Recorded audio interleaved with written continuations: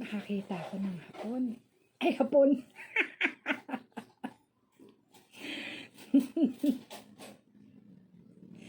Hindi hapon. Nakakita ko ng hopyang hapon. Hopyang hapon. Hapon talaga yun. Hopyang hapon. Style. Style na naman ano. Dati nag-ano ako nakaraan. Nag-ano ako ng mga tawag dyan.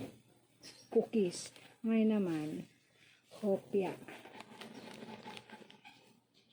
Munggo flavor at ube flavor. Tapos, sabi ko dun sa ano, parang kulang to. Walang, ano, hopyang baboy. Diba? Kasi, hopyang baboy, hopyang munggo, hopyang ube. Nawala yung baboy, sabi wala daw nun.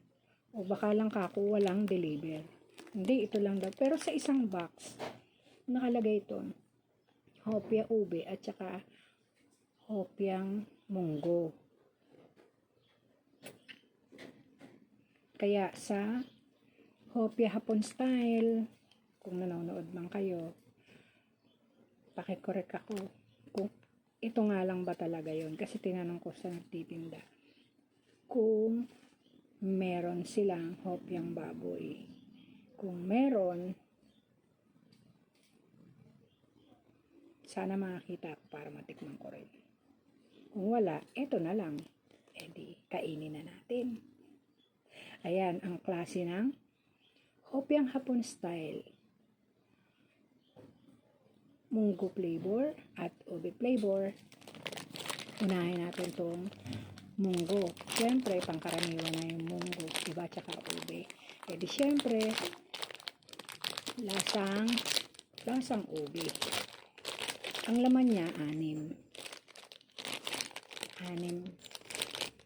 Ito. Tikman natin. Ayan ay baliktad. Ube, ay munggo flavor pala. Munggo flavor. Tingnan ko ito.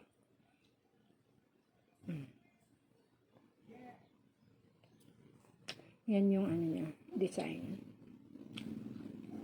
Pag kinagat mo, edi siyempre, lasang munggo.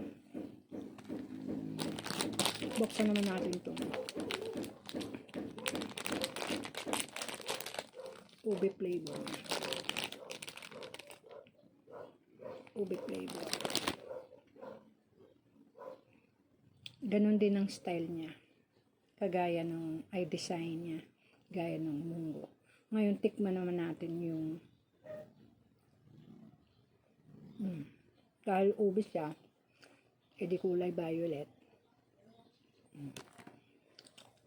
Ito, dahil munggo siya, kulay brown.